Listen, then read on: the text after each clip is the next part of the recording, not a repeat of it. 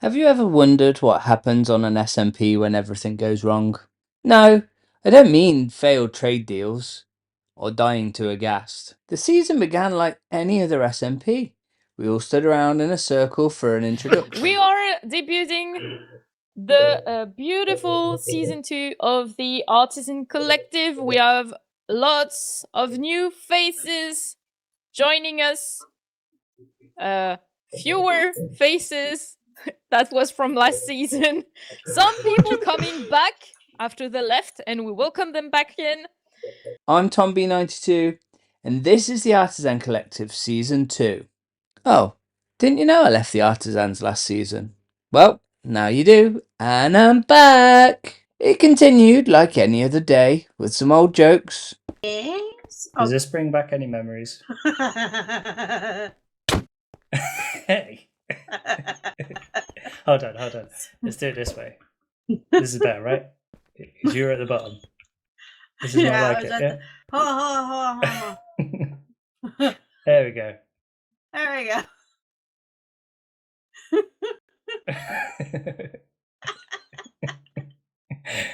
Oh dear.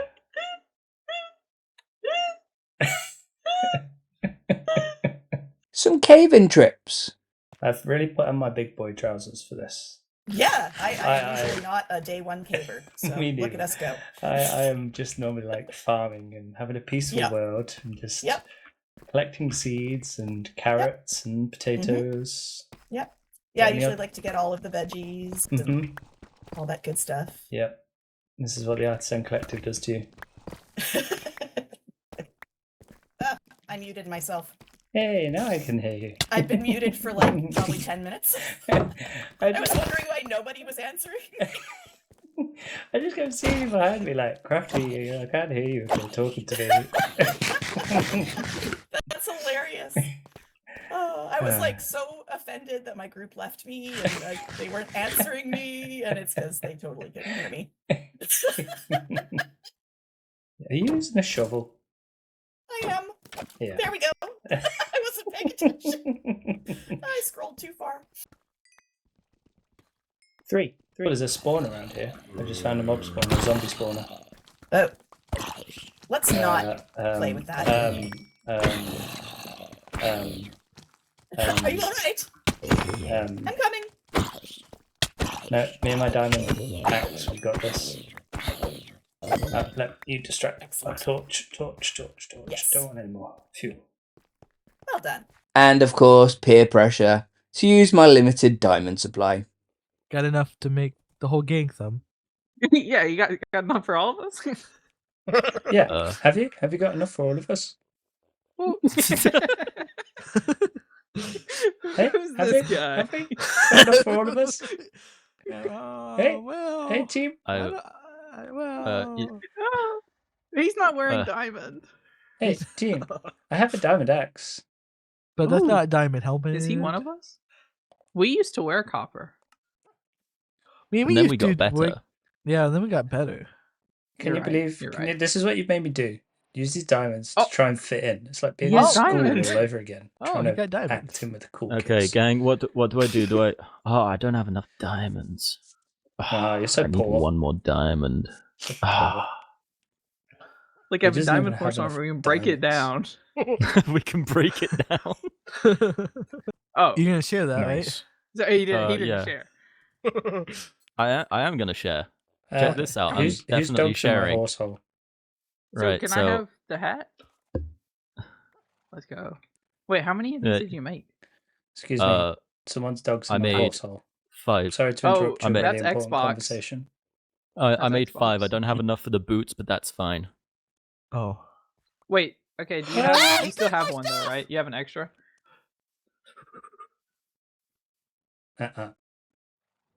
You have an extra? Give it back, Tom. Give it back, Tom. Give what back? I have pale oak planks. Hey. Wait. We're not You a gang. guys went to the Pale Oak, yeah? Uh-huh. Does anyone have We're not. resin? No, I didn't see any creaking. No? Ah. Do you know where the Pale Oak is? No, you know, Tom. You don't know us around these parts, but we're known as the Deep Boys. Tom, are you from the north or the south? The Midlands.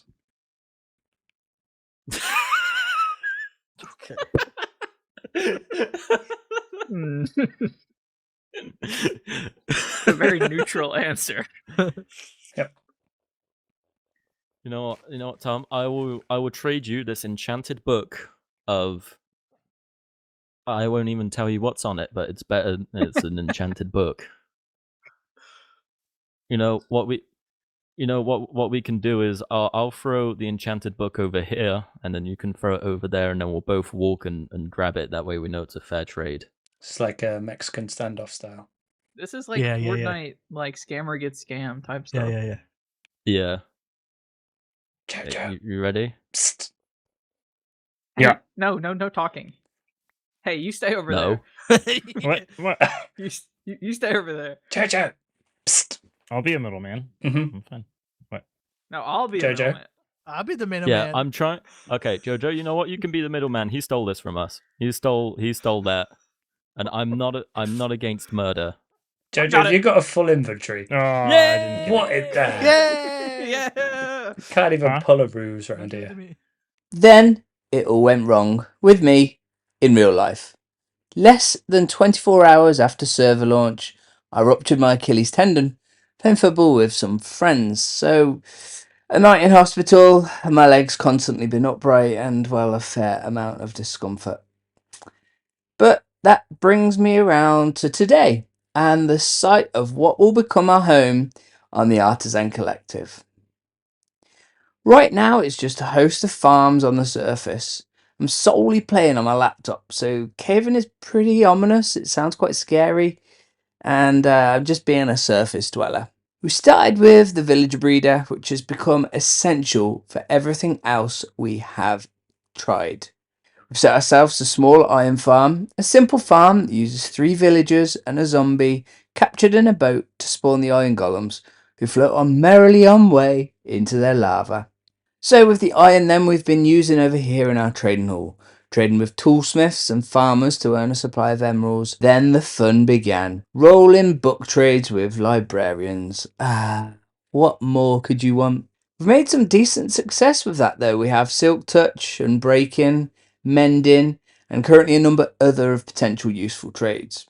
Now these librarians are going to be key for our season for their trade of glass. Now, underground, we've managed to find ourselves a skelly spawner. So with a combination of tools from the villagers and this enchantment table, we've managed to get ourselves fully kitted out. And then the next foundations for the season ahead, wool. We've got ourselves a setup here using ENXO4's wool farm, which houses 12 sheep using minimal redstone. Small burnout clock that gets triggered when the grass is altered, and it triggers the dispensers sat above. So we've hooked up 4 of these that supply all the colours we're likely to need in large quantities for the season. Grey, light grey and black. Then in this last unit we've split it with 3 colours with white, brown and green. Then all the way down the end we've connected that with a water stream in on ice. And then all the way down the end we've connected that with a water stream on ice into some simple impulse SV item sorters, separating it all out. So this farm should keep us well and truly stocked for the season. Now, regardless of where I might be with my body, well, this episode hasn't really gone as I initially planned, but it wouldn't be episode 1 of the new SMP without some building. So let's hit the time lapse.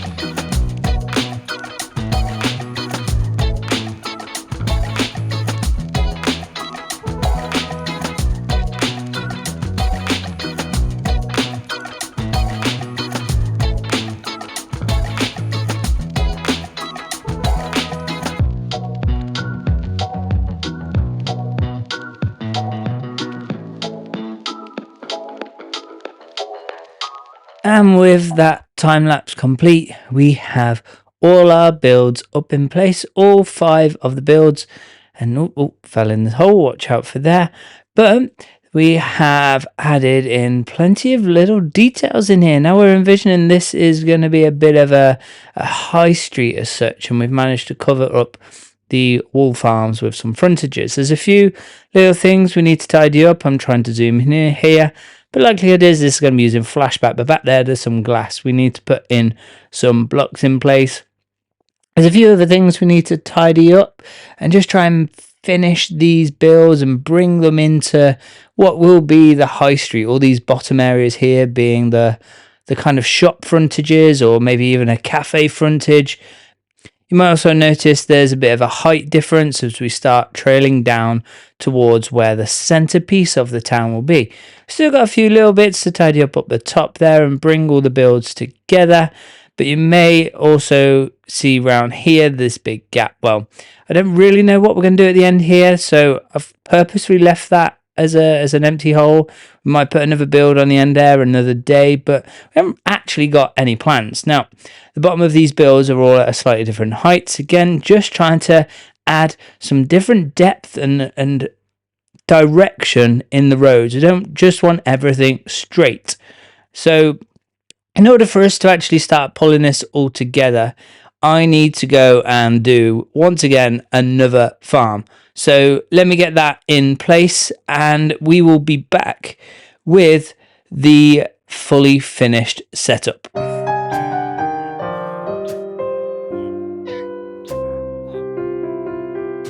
Oh wow. Okay, so before I show you, look how many phantoms have been waiting for me. I think that goes to show just... Oh, they're so loud as well. How long we have been waiting. Oh my goodness. Right, lots of things to show. We have the road in place.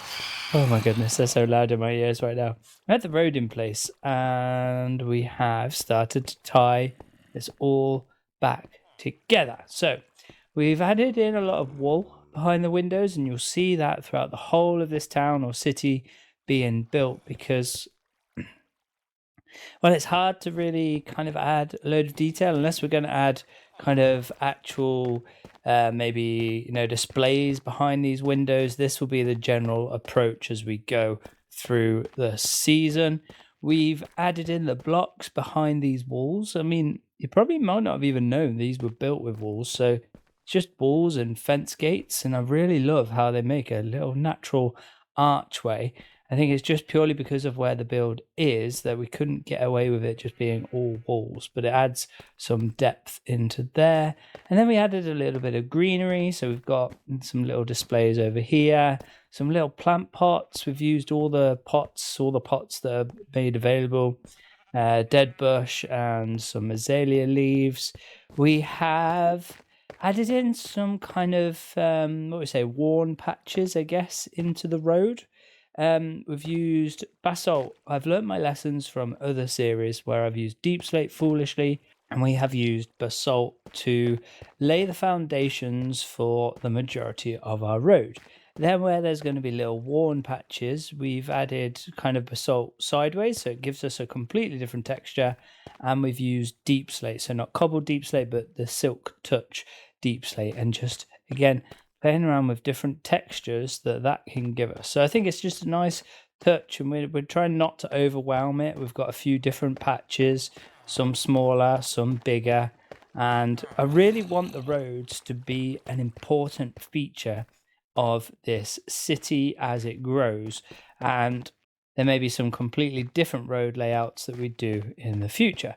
Now, the other thing that's really important for cities are the other lights. What we've done here, what we've got here is a nice little setup here using the lodestones. Now that they're a lot easier to make and less resource heavy, and just using some diorite, tuff, and andesite and mossy cobble. So really nice little lamppost there.